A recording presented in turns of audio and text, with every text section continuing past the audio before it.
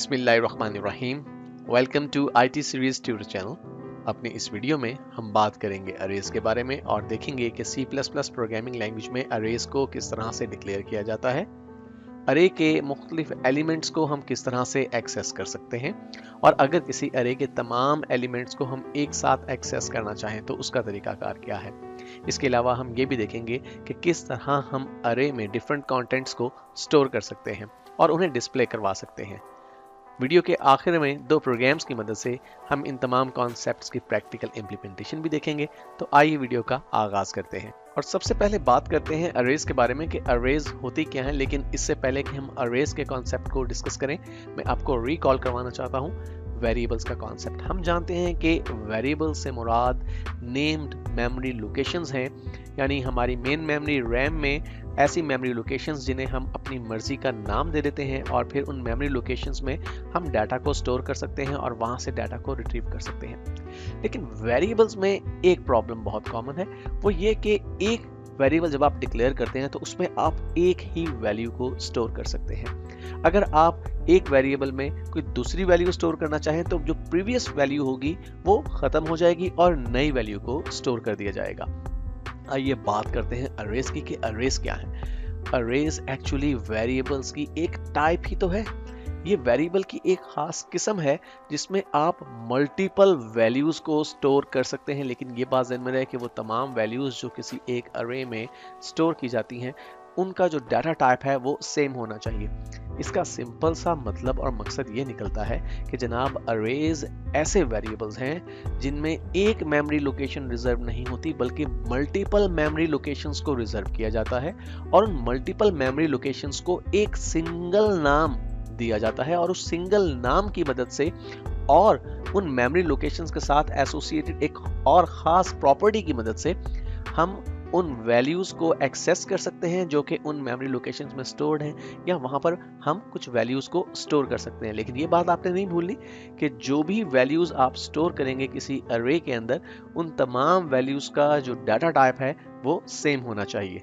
अब चूंकि एक सिंपल वेरिएबल तो एक सिंगल मेमोरी लोकेशन पर मुश्तमिल होता है, इसलिए ये फर्क नहीं पड़ता कि वो मेमोरी लोकेशन आपको रैम में किस जगह पर एलोकेट की गई है। लेकिन जब अरेज की बात करते हैं तो चूंकि अरेज में मल्टीपल मेमोरी लोकेशंस को रिजर्व किया जाता है, तो वो जो मेमोरी लोकेशंस रिजर्व की जाती हैं या एलोकेट की जाती हैं किसी पर्टिकुलर अरे को, वो कंसेक्टिव मेमोरी लोकेशंस होती हैं। और अरे में मौजूद जो मेमोरी लोकेशंस हैं उन्हें नाम दिया जाता है एलिमेंट्स ऑफ अरे का।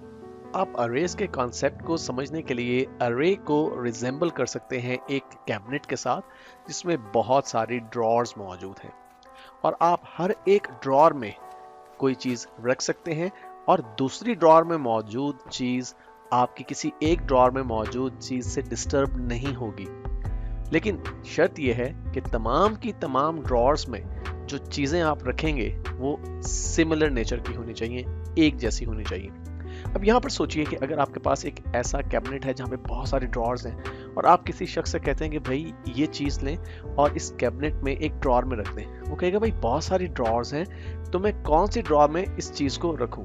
तो डेफिनेटली कोई ना कोई रेफरेंस होना चाहिए जिसकी मदद से आप स्पेसिफाई कर सकें कि आप कौन सी ड्रॉर में कोई स्पेसिफिक चीज़ रखना चाहते हैं। तो अरेज में जो हमारे पास डिफरेंट एलिमेंट्स मौजूद होते हैं उनके लिए हम स्पेसिफिक रेफरेंस इस्तेमाल करते हैं, जिसका इस्तेमाल करते हुए हम किसी अरे के किसी स्पेसिफिक एलिमेंट के अंदर कोई चीज़ स्टोर कर सकते हैं या वहां से रिट्रीव कर सकते हैं। जैसे कि स्क्रीन पर आप देख सकते हैं कि यहाँ पर जो अरे आपको दिखाई गई है इसमें 5 एलिमेंट हैं और यहाँ पर जस्ट आपको समझाने के लिए एलिमेंट 0, 1, 2, 3, 4 का नाम इस्तेमाल किया गया है। लेकिन प्रोग्रामिंग में हम इसे एलिमेंट के नाम से इस्तेमाल नहीं करते, लेकिन एक्चुअली ये कॉन्सेप्चुअली ठीक है कि हर एक मेमोरी लोकेशन जो है वो एक पर्टिकुलर एलिमेंट है और उस एलिमेंट को एक्सेस करने के लिए हम एक खास रेफरेंस का इस्तेमाल करते हैं जिसे सबस्क्रिप्ट या इंडेक्स कहते हैं, जिसके बारे में हम अभी बात करने वाले हैं। अब किसी भी अरे में कितने एलिमेंट्स होंगे ये चीज कहलाती है लेंथ और साइज ऑफ एन अरे। फॉर एग्जांपल, अगर एक अरे में 5 एलिमेंट्स हैं तो हमारे इस अरे की लेंथ या हमारे इस अरे का जो साइज है वो 5 होगा। जब हम अपने प्रोग्राम में कोई अरे इस्तेमाल करते हैं और इस अरे के किसी भी एलिमेंट में हम कोई वैल्यू स्टोर करना चाहते हैं या उसे एक्सेस करना चाहते हैं यानी रिट्रीव करना चाहते हैं, तो उसके लिए हम एक खास रेफरेंस का इस्तेमाल करते हैं, जिसे जैसा मैंने भी कहा कि सबस्क्रिप्ट या इंडेक्स कहते हैं। जो सबस्क्रिप्ट या इंडेक्स है ये 0 से स्टार्ट होती है। ये बात आपने जहन में रखनी है कि जो आपकी इंडेक्स पोजीशन है किसी भी अरे के अंदर वो 0 से स्टार्ट होती है, यानी जो पहली इंडेक्स पोजीशन है उसका नंबर 1 नहीं होगा बल्कि उसका नंबर 0 होगा। इट मींस कि अगर आपके अरे की लेंथ 5 है तो आपकी जो लास्ट इंडेक्स पोजीशन होगी वो 4 होगी, क्योंकि आपकी जो फर्स्ट इंडेक्स पोजीशन है वो 0 से स्टार्ट हो रही है। और आइए अब देखते हैं कि अरेज को डिक्लेयर किस तरह से किया जाता है। और हम इस वक्त बात कर रहे हैं वन डायमेंशनल अरे को डिक्लेयर करने की। वन डायमेंशनल अरे से क्या मुराद है? एक ऐसी अरे जिसमें मौजूद तमाम एलिमेंट्स इस तरह से अरेंज्ड हों कि वो एक लिस्ट की सूरत इख्तियार कर लें। ऐसी अरे को वन डायमेंशनल अरे कहते हैं। हम आगे चलकर 2 डायमेंशनल और 3 डायमेंशनल अरे को भी डिस्कस करने वाले हैं, लेकिन इस पर्टिकुलर वीडियो में हम जो सिंटेक्स देखेंगे कि किस तरह से अरे को डिक्लेयर किया जाता है वो हम वन डायमेंशनल अरे का देखेंगे, जो कि सादा तरीन अरे की शक्ल है। जो वन डायमेंशनल अरे है इसे सिंगल डायमेंशनल अरे या लीनियर लिस्ट भी कहा जाता है। वन डायमेंशनल अरे एक सिंगल कॉलम या एक सिंगल रो पर मुश्तमिल होती है, और जब आप किसी अरे को डिक्लेयर करते हैं तो एक्चुअली आप ये तय करते हैं कि आपकी अरे का नाम क्या होगा, आपकी अरे में कितने एलिमेंट्स होंगे, यानी कि आपकी अरे की लेंथ क्या होगी, और आपकी अरे की डाटा टाइप क्या होगी। यहाँ पर जब मैं डाटा टाइप की बात कर रहा हूँ तो उससे मुराद वो वैल्यूज हैं जो कि अरे के डिफरेंट एलिमेंट्स में स्टोर की जा सकती हैं। उनकी डाटा टाइप डिपेंड करती है आपकी अरे की डाटा टाइप पे, यानी जब अरे डिक्लेयर करते हुए जो डाटा टाइप आप इस्तेमाल करेंगे उसी डाटा टाइप की वैल्यूज आपकी अरे के एलिमेंट्स में स्टोर किए जा सकते हैं। तो सिंटेक्स बहुत ही आसान है वन डायमेंशनल अरे को डिक्लेयर करने का। इसके लिए आप सबसे पहले डाटा टाइप मेंशन करते हैं कि किस डाटा टाइप की अरे आप इस्तेमाल करना चाहते हैं। उसके बाद आइडेंटिफायर का इस्तेमाल किया जाता है, यानी कि आपकी अरे का नाम क्या होगा, और फिर स्क्वायर ब्रैकेट्स के अंदर आप लेंथ मेंशन करते हैं। यहाँ पर आप देख सकते हैं कि इन तीनों एलिमेंट्स को हमने डिफाइन किया हुआ है कि डाटा टाइप से मुराद जो है वो डाटा टाइप है जो वैल्यूज के साथ आप यूज करना चाहते हैं, जो कि आप स्टोर करना चाहते हैं किसी अरे के मुख्तलिफ एलिमेंट्स के अंदर। और आइडेंटिफायर से मुराद आपकी अरे का नाम है, और लेंथ जैसा कि पहले भी हमने कहा कि कितने एलिमेंट्स आपकी अरे में मौजूद होंगे ये चीज डिसाइड की जाएगी लेंथ के साथ। एक चीज आपने जहन में रखनी है कि जब आप अरे में मुख्तलिफ एलिमेंट्स को स्टोर करेंगे या अरे के मुख्तलिफ एलिमेंट्स को आप एक्सेस करेंगे तो उसके लिए लाजमी होगा कि आप अपनी अरे की इंडेक्स पोजीशन को, यानी जो इंडेक्स वैल्यू है उसे आपने मेंशन करना होगा स्क्वायर ब्रैकेट्स के दरमियान जब भी आप अरे के किसी एलिमेंट को एक्सेस करना चाहेंगे या वहां पे वैल्यू स्टोर करना चाहेंगे, और साथ ही आप उस अरे का नाम भी इस्तेमाल करेंगे। यानी आप अरे के किसी भी एलिमेंट को जब इस्तेमाल करेंगे तो 2 बातें आपको लाजमी बताना होंगी कि कौन सी अरे को आप इस्तेमाल करना चाहते हैं। नंबर 1 वो आप बताएंगे अरे के नाम के साथ, और उस अरे के कौन से एलिमेंट को आप एक्सेस करना चाहते हैं वो आप बताएंगे अरे की इंडेक्स पोजीशन या सबस्क्रिप्ट की मदद से। और आइए अब नजर डालते हैं एक एग्जांपल पे जहां पर हम एक वन डायमेंशनल अरे को डिक्लेयर कर रहे हैं। तो यहाँ पर आप देख सकते हैं कि हमने लिखा इंट मार्क्स और फिर स्क्वायर ब्रैकेट्स के दरमियान हमने 5 का डिजिट टाइप किया और एंड में सेमीकोलन का इस्तेमाल किया।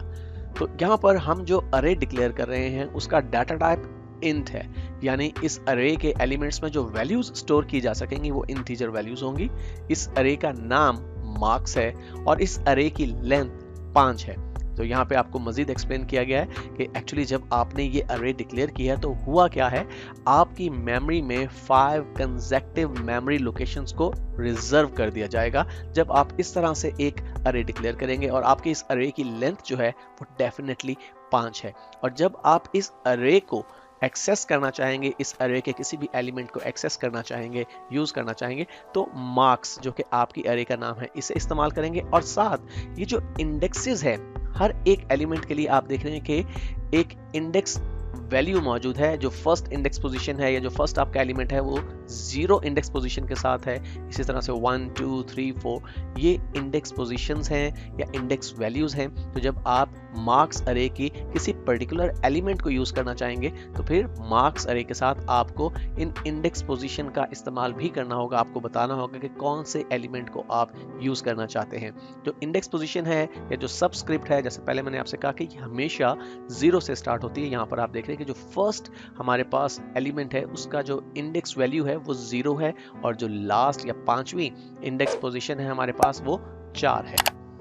और आइए अब देखते हैं कि किस तरह आप अरे के डिफरेंट एलिमेंट्स को एक्सेस कर सकते हैं। पहले हम देखेंगे कि जब आप किसी अरे को डिक्लेयर करते हैं तो डिक्लेयर करने के बाद आप उस अरे के डिफरेंट एलिमेंट्स में अगर वैल्यूज को स्टोर करना चाहते हैं तो उसके लिए आप उन एलिमेंट्स को किस तरह से एक्सेस कर सकते हैं। प्रीवियसली हम इस बारे में पहले भी बात कर चुके हैं। प्रीवियस स्लाइड में हमने देखा कि जब भी हम किसी अरे के किसी एलिमेंट को एक्सेस करना चाहेंगे तो फिर हमें 2 चीज़ों को बयान करना होगा, 2 चीजों का इस्तेमाल करना होगा। हमें ये बताना होगा कि हम कौन सी अरे का इस्तेमाल करना चाहते हैं, यानी उस अरे का नाम इस्तेमाल करेंगे हम, और दूसरी चीज हमें ये बतानी होगी हम उस पर्टिकुलर अरे की कौन सी इंडेक्स पोजीशन या सबस्क्रिप्ट को इस्तेमाल करना चाहते हैं। हम किस एलिमेंट में कोई वैल्यू स्टोर करना चाहते हैं ये बताने के लिए हमें उस एलिमेंट की जो इंडेक्स पोजीशन है या जो सबस्क्रिप्ट है उसका भी इस्तेमाल करना होगा। इसका सिंटेक्स कुछ इस तरह से है कि आप अरे का पहले नाम टाइप करते हैं और उसके बाद स्क्वायर ब्रैकेट्स के दरमियान इंडेक्स पोजीशन वो मेंशन करते हैं जो कि आप इस्तेमाल करना चाहते हैं। यहाँ पर आप देख सकते हैं कि अरे नेम से मुराद वो नाम है जो कि आपने अरे को डिक्लेयर करते हुए उसे दिया था, और इंडेक्स पोजीशन से मुराद वो इंडेक्स पोजीशन है जो कि आप किसी पर्टिकुलर एलिमेंट के साथ एसोसिएटेड इंडेक्स पोजीशन को यूज करके किसी भी एलिमेंट में कोई वैल्यू स्टोर करना चाहते हैं या वहां से कोई वैल्यू आप रिट्रीव करना चाहते हैं या उसे स्क्रीन पर डिस्प्ले करवाना चाहते हैं। हम प्रीवियसली एक एग्जांपल में देख चुके हैं कि हमने मार्क्स नाम की एक अरे डिक्लेयर की थी और उसके लिए जो हमने सिंटेक्स यूज किया था वो बड़ा सिंपल था। हमने इंट मार्क्स और फिर स्क्वायर ब्रैकेट्स में 5 टाइप किया था और एंड में सेमीकोलन इस्तेमाल किया था। इस तरह से आपकी एक अरे डिक्लेयर होगी और इस अरे के डिक्लेयर होने से आपके पास बेसिकली 5 कंसेक्टिव मेमोरी लोकेशंस जो हैं वो रिजर्व हो चुकी हैं और इन मेमोरी लोकेशंस की जो इंडेक्स पोजीशनिंग है वो 0 से लेके 4 तक है। अब अगर आप इसमें 0 इंडेक्स पोजीशन पे कोई वैल्यू स्टोर करना चाहते हैं तो उसके लिए आप क्या करेंगे, पहले आपने अरे डिक्लेयर कर दी और उसके बाद आप कहते हैं मार्क्स स्क्वायर ब्रैकेट्स के दरमियान आप इंडेक्स पोजीशन 0 लिखते हैं इज इक्वल टू का साइन और फिर 20 और एंड में सेमीकोलन। ऐसा करने से आपने 0 इंडेक्स पोजीशन पर 20 की वैल्यू को स्टोर कर दिया। अगर आप इंडेक्स पोजीशन 1 यानी सेकंड एलिमेंट में कोई वैल्यू स्टोर करना चाहते हैं तो फिर आप लिखेंगे मार्क्स जो कि आपके अरे का नाम है, उसके बाद स्क्वायर ब्रैकेट्स के दरमियान 1 टाइप करेंगे इज इक्वल टू के साइन के बाद आप 50 की वैल्यू या जो भी वैल्यू आप स्टोर करना चाहते हैं आप इंटीजर वैल्यू यहाँ पे टाइप करेंगे क्योंकि आपकी अरे का जो डाटा टाइप है वो इंटीजर है। और इसी तरह से आप जो इंडेक्स पोजीशन 3 है या इंडेक्स पोजीशन 4 है या इंडेक्स पोजीशन 2 है इनमें आप डिफरेंट वैल्यूज को स्टोर कर सकते हैं। अब अगर किसी अरे के पर्टिकुलर एलिमेंट को आप एक्सेस करना चाहें तो फिर इस तरह से कर सकते हैं, लेकिन अगर आप ये चाहें कि किसी अरे में मौजूद जितने भी एलिमेंट्स हैं वो तमाम के तमाम एलिमेंट्स आप एक्सेस करना चाहें तो उसके लिए एक बेहतर और एक आसान तरीकाकार ये है कि हम किसी अरे के तमाम एलिमेंट्स को लूप की मदद से एक्सेस करें। ऐसा करने से हम बहुत तेजी के साथ और बहुत आसानी के साथ तमाम एलिमेंट्स को एक्सेस कर सकते हैं। तो जब आप किसी अरे के तमाम एलिमेंट्स को लूप की मदद से एक्सेस करना चाहें उसके लिए आप क्या करना चाहेंगे, आप डेफिनेटली एक लूप यूज करेंगे और आपने जो आपके लूप का काउंटर कंट्रोल वेरिएबल है उसकी जो वैल्यू है वो एक्चुअली आप अरे के सबस्क्रिप्ट के तौर पे यूज करेंगे। अब हम ये बात जानते हैं कि जो हम लूप यूज करते हैं फॉर लूप की अगर हम बात करें तो वो काउंटर कंट्रोल लूप है और वहां पर हम एक काउंटर वेरिएबल का इस्तेमाल कर रहे होते हैं और हर मर्तबा लूप की इटरेशंस के साथ उस काउंटर वेरिएबल की वैल्यू जो है वो चेंज हो रही होती है। वो वेरिएबल अमूमन अपडेट हो रहा होता है 1 डिजिट के साथ। तो हम उस काउंटर वेरिएबल की जो वैल्यू है उसे इस्तेमाल कर सकते हैं अपने अरे के सबस्क्रिप्ट के तौर पे।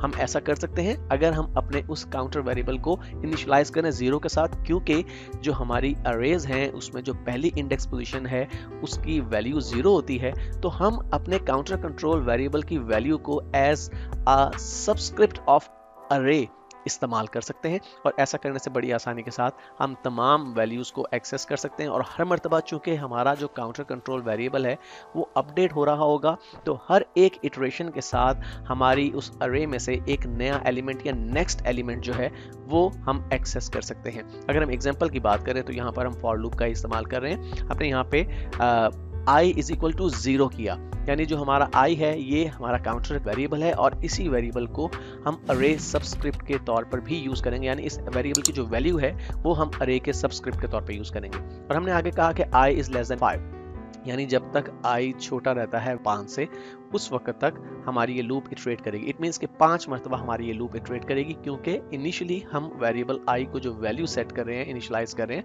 वो 0 की वैल्यू से इनिशियलाइज कर रहे हैं। तो इस तरह से ये लूप 5 मरतबा इटरेट होगी और हम यहाँ पर i++ का इस्तेमाल कर रहे हैं, यानी हर मरतबा लूप की बॉडी इटरेट करने पर वेरिएबल i में 1 डिजिट का इजाफा होगा। तो अगर हम लेट्स से किसी लूप में मौजूद तमाम जो एलिमेंट्स हैं उनकी वैल्यूज को डिस्प्ले करवाना चाहते हैं, तो फिर इस तरह से फॉर लूप यूज करने के बाद हम लूप बॉडी में लिखेंगे cout का इस्तेमाल करेंगे और फिर मार्क्स जो कि हमारी अरे का नाम है, हम उसी अरे को यूज करें जो कि प्रीवियसली हमने एग्जांपल में डिस्कस की। तो मार्क्स हमारी अरे का नाम है और आप देखिए कि यहाँ स्क्वायर ब्रैकेट्स के दरमियान हमने i का इस्तेमाल किया। i वो वेरिएबल है जो कि यहाँ पे हम काउंटर के तौर पे यूज कर रहे हैं। तो इनिशियली जो हमारे वेरिएबल i की वैल्यू है वो 0 होगी, क्योंकि हमने उसे इनिशियलाइज किया 0 से। तो ऐसा करने से एक्चुअली मार्क्स अरे की जो 0 इंडेक्स पोजीशन पर वैल्यू है वो स्क्रीन पर डिस्प्ले हो जाएगी। साथ ही हम एंड एल मैनिपुलेटर का इस्तेमाल कर रहे हैं। तो जब नेक्स्ट इटरेशन होगी उस वक्त i की वेरिएबल की जो वैल्यू है वो बढ़कर 1 हो चुकी होगी। तो मार्क्स i का मतलब होगा मार्क्स 1, यानी जो हमारी सेकंड इंडेक्स पोजीशन है जिसकी जो इंडेक्स वैल्यू है वो 1 है, उसमें जो वैल्यू स्टोर्ड है वो हमारी स्क्रीन पर जो है वो डिस्प्ले हो जाएगी। तो इस तरह से हम अपने किसी अरे में मौजूद एलिमेंट्स को बड़ी आसानी के साथ डिस्प्ले करवा सकते हैं फॉर लूप का इस्तेमाल करके। किसी अरे के डिफरेंट एलिमेंट्स में डिफरेंट वैल्यूज स्टोर करवाने के लिए या वहां से मौजूद वैल्यूज को डिस्प्ले करवाने के लिए हम cout और cin ऑब्जेक्ट्स का इस्तेमाल कर सकते हैं। हम प्रीवियसली बहुत से प्रोग्राम्स में cout और cin ऑब्जेक्ट का इस्तेमाल वेरिएबल्स के साथ देख और सीख चुके हैं। अगर आप किसी अरे में मौजूद वैल्यूज को डिस्प्ले करवाने के लिए या वहां पर मौजूद एलिमेंट्स में डिफरेंट वैल्यूज को स्टोर करवाने के लिए cin या cout ऑब्जेक्ट का इस्तेमाल करना चाहें तो उसके लिए क्या तरीकाकार होगा, यहाँ पे आपको ये बताना चलूं कि जब आप अरे सबस्क्रिप्ट का इस्तेमाल करते हैं, अरे सबस्क्रिप्ट यानी आपके अरे की इंडेक्स पोजीशन, तो वो अरे सबस्क्रिप्ट या इंडेक्स पोजीशन जो है वो एक इंटीजर वैल्यू भी हो सकती है, यानी इंटीजर कांस्टेंट हो सकता है, इंटीजर वेरिएबल हो सकता है, या फिर एक इंटीजर एक्सप्रेशन भी हो सकती है। इससे क्या मुराद है, आइए देखते हैं। मिसाल के तौर पे आपके पास एक अरे है मार्क्स और इसकी जो इंडेक्स पोजीशन 2 है, यानी जो आपका थर्ड एलिमेंट है, वहां पे अगर आप उसमें कोई वैल्यू स्टोर करवाना चाहें तो उसका तरीकाकार क्या होगा, आप cin ऑब्जेक्ट का इस्तेमाल करेंगे और उसके बाद आपने अपनी अरे का नाम टाइप करना है यानी मार्क्स, और फिर स्क्वायर ब्रैकेट्स के दरमियान आप 2 की वैल्यू यहाँ पर दे रहे हैं, यानी आप थर्ड इंडेक्स पोजीशन या थर्ड सबस्क्रिप्ट के लिए ये वैल्यू प्रोवाइड कर रहे हैं। अब यहाँ पर जो हमारी इंडेक्स पोजीशन हमने यूज की है वो एक इंटीजर कांस्टेंट वैल्यू यूज की है, लेकिन आप यहाँ इंटीजर कांस्टेंट के बजाय किसी इंटीजर वेरिएबल का इस्तेमाल भी कर सकते हैं। अगर हमारा एक इंटीजर टाइप वेरिएबल i है और उसमें मौजूद वैल्यू को हम यूज करना चाहते हैं एज आ सबस्क्रिप्ट वैल्यू या इंडेक्स पोजीशन वैल्यू, तो उसे कैसे यूज करेंगे। मिसाल के तौर पे वहां पर मौजूद वैल्यू को हम डिस्प्ले करवाना चाहते हैं, हमारे पास जो उसका तरीकाकार है वो ये कि हम cout ऑब्जेक्ट का इस्तेमाल करेंगे, उसके बाद अपनी अरे का नाम टाइप करेंगे यानी मार्क्स, और फिर यहाँ पर स्क्वायर ब्रैकेट्स के दरमियान आप देखिए हमने यहाँ पे i टाइप किया है। अब i यहाँ पर जो है वो एक इंटीजर वेरिएबल का नाम है और i वेरिएबल में जो भी वैल्यू मौजूद होगी एक्चुअली वो यहाँ पे यूज की जाएगी एज अ सबस्क्रिप्ट। इसी तरह से आप एक्सप्रेशन का इस्तेमाल भी कर सकते हैं। फर्ज कीजिए कि आपके पास दो वेरिएबल हैं i और j, और i और j वेरिएबल में मौजूद वैल्यूज को सम करके जो वैल्यू बनती है आप उसे as a subscript value use करना चाहते हैं, तो उसका तरीकाकार कुछ इस तरह से होगा। लेट्स से कि आप अपनी अरे में से कोई वैल्यू जो है वो डिस्प्ले करवाना चाहते हैं, तो cout ऑब्जेक्ट का आप इस्तेमाल करेंगे, उसके बाद अपनी अरे का नाम यानी मार्क्स आपने टाइप किया और फिर स्क्वायर ब्रैकेट्स के दरमियान आप वो एक्सप्रेशन टाइप कर रहे हैं यानी i प्लस j। इस तरह से i प्लस j वेरिएबल में मौजूद वैल्यूज को सम करने के बाद जो इंटीजर बनेगी वैल्यू, वो value as a subscript value यहाँ पर अरे के यूज की जाएगी। और इस बारे में हम पहले भी बात कर चुके हैं कि आप जब अपनी किसी अरे में मौजूद मल्टीपल एलिमेंट्स में कोई वैल्यू स्टोर करवाना चाहते हैं या इवन डिस्प्ले करवाना चाहते हैं या रिट्रीव करवाना चाहते हैं, तो उसके लिए लूप का इस्तेमाल आपके लिए काम को बहुत आसान कर देता है। इसकी वजह से आपको जो कोड टाइप करना पड़ता है वो भी कम हो जाता है। आइए अब दो प्रोग्राम्स की मदद से हम इन कॉन्सेप्ट्स की मजीद अंडरस्टैंडिंग डेवलप करते हैं। जैसा कि आप स्क्रीन पर देख सकते हैं कि डेव C++ में मैंने पहले से एक प्रोग्राम टाइप और सेव कर रखा है। एक्चुअली 2 प्रोग्राम्स हैं और 2 प्रोग्राम्स की मदद से हम इस कॉन्सेप्ट को क्लियर करेंगे। अपने पहले प्रोग्राम में हम लूप का इस्तेमाल किए बिना एक अरे के डिफरेंट एलिमेंट्स में पहले वैल्यूज़ को स्टोर करेंगे यूज़र से इनपुट लेते हुए और फिर उन वैल्यूज़ को डिस्प्ले करवाएंगे, जबकि दूसरे प्रोग्राम के अंदर हम कुछ ऐसा ही टास्क अटेन करेंगे लेकिन लूप का इस्तेमाल करके। तो हमारा जो एक्चुअल प्रोग्राम है वो लाइन नंबर 5 से स्टार्ट हो रहा है। यहाँ पर हमने एक अरे डिक्लेयर की जिसका नाम अर है।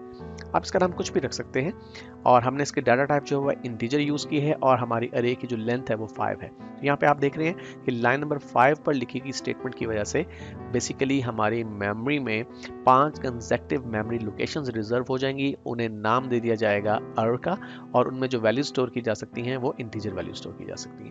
इसके बाद लाइन नंबर 6 पे देखिए हमने सी आउट की मदद से, सी आउट ऑब्जेक्ट की मदद से एक प्रॉम्प्ट जनरेट की है एंटर 5 इंटीजर्स और एंड में हमने एंड एल मैनिपुलेटर का इस्तेमाल किया ताकि जो इनपुट यूजर से आए वो न्यू लाइंस के ऊपर आए।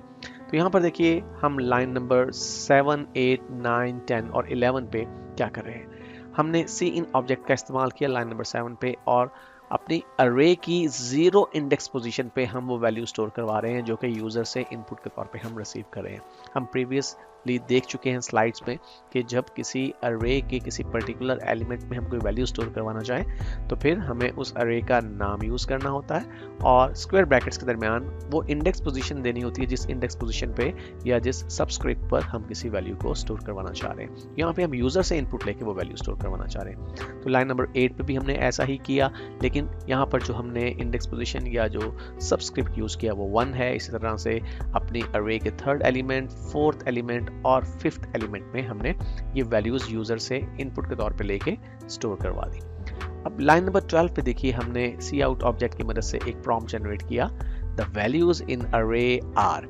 ये message as it is display होगा स्क्रीन पर, उसके बाद न्यू लाइन प्रोड्यूस हो जाएगी और फिर हम अपनी अरे में मौजूद तमाम वैल्यूज को 1 बाय 1 फेच करके स्क्रीन पर डिस्प्ले करवा रहे हैं। हम यहाँ पे लाइन नंबर 13 में कहते हैं सी आउट, यानी सी आउट ऑब्जेक्ट की मदद से हम अपनी अरे की 0 इंडेक्स पोजीशन यानी कि जो हमारा फर्स्ट एलिमेंट है अरे का वहां पर जो वैल्यू मौजूद है उसे हम डिस्प्ले करवा रहे हैं और साथ ही हम एंड एल मैनिपुलेटर का इस्तेमाल करें। इसी तरह से हम अपने 2nd element, 3rd element, 4th element और 5th एलिमेंट में मौजूद वैल्यूज को स्क्रीन पर डिस्प्ले करवा रहे हैं। तो मैं इस प्रोग्राम को सेव पहले ही कर चुका हूँ, आइए इसे हम कंपाइल और एग्जीक्यूट करते हैं। तो देखिए एंटर 5 इंटीजर्स का मैसेज आया, मैं 5 वैल्यूज एंटर करता हूँ। 5 पहली वैल्यू है, 6 दूसरी वैल्यू है, 9 तीसरी वैल्यू है, 10 जो है वो मेरी 4th वैल्यू है और 210 ये मेरी 5th वैल्यू है।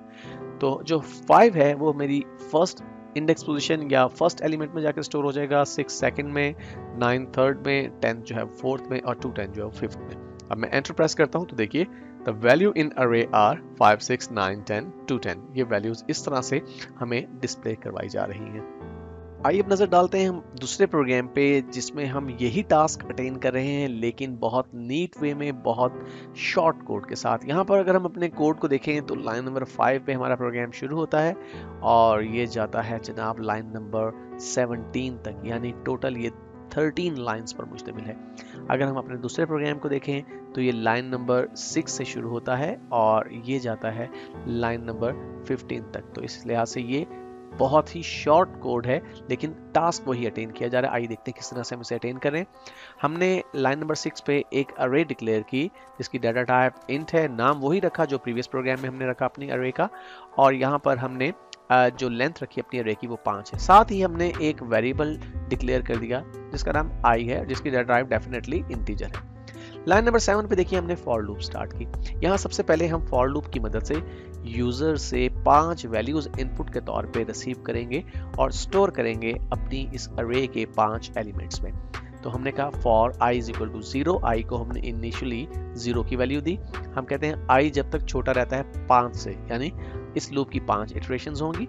i प्लस प्लस यानी हर मर्तबा लूप की बॉडी इटरेट करने पर i वेरिएबल की वैल्यू में 1 का इजाफा होगा।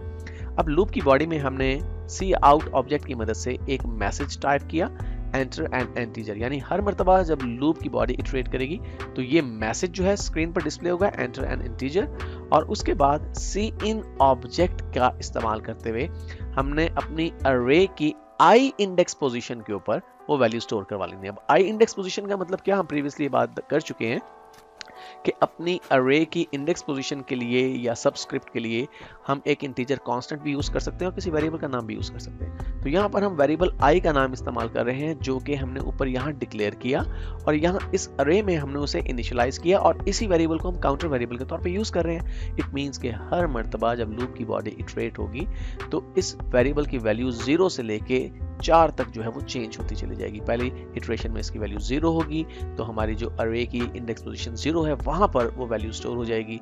दूसरी मर्तबा जब इसकी बॉडी इटरेट करेगी लूप की तो इसकी वैल्यू बढ़कर 1 हो चुकी होगी तो सेकंड एलिमेंट में वैल्यू स्टोर हो जाएगी जो यूजर इनपुट के तौर पे देगा। इसी तरह से 5 एलिमेंट्स में वैल्यूज स्टोर हो जाएंगी। इसके बाद देखिए यहाँ पर लाइन नंबर 12 पे हम एक मैसेज जनरेट कर रहे हैं, एक प्रॉम्प्ट जनरेट कर रहे हैं यूजर के लिए सी आउट ऑब्जेक्ट की मदद से। The values in array are, कि वैल्यूज जो अरे में स्टोर्ड हैं वो क्या हैं, और फिर दोबारा से हमने एक और फॉर लूप का इस्तेमाल किया और वही सेम टेक्निक जो हमने ऊपर यूज की, i इज इक्वल टू 0, यहाँ पर हम दोबारा से i को इनिशियलाइज कर रहे हैं 0 के साथ, i is less than 5, i जब तक छोटा रहता है 5 से, यानी 5 इटरेशंस होंगी लूप की और हर मर्तबा लूप की बॉडी इटरेट करने पर i वेरिएबल में 1 का इजाफा होगा। और यहाँ पर सिंपली हम एक स्टेटमेंट टाइप कर रहे हैं, इसलिए मैंने यहाँ पर लूप बॉडी के लिए कर्ली ब्रेसेस का इस्तेमाल नहीं किया। ये जो रिटर्न 0 है ये बेसिकली लूप की बॉडी से बाहर की स्टेटमेंट है।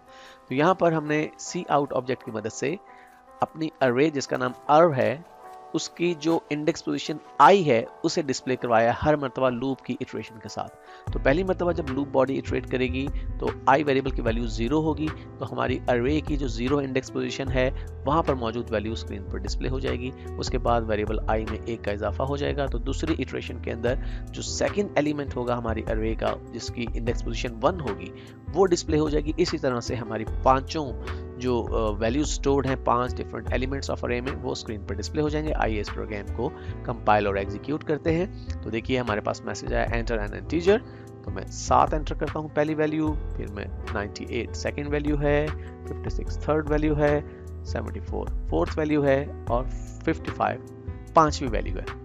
अब ये पांचों वैल्यूज स्टोर होगी हमारी अरे में और जो ही मैं एंटर प्रेस करता हूँ the value in array are, आप देखिए कि वही वैल्यूज हमारे पास स्क्रीन पर डिस्प्ले हो रही हैं। तो आपने देखा कि किस तरह से हमने जब अपनी अरे के साथ लूप का इस्तेमाल किया तो बहुत कम कोड के साथ और बहुत बेहतर तरीके से हमने वो टास्क अटेन किया जो कि बहुत लेंथी कोड के साथ हमने प्रीवियस प्रोग्राम में अटेन किया था।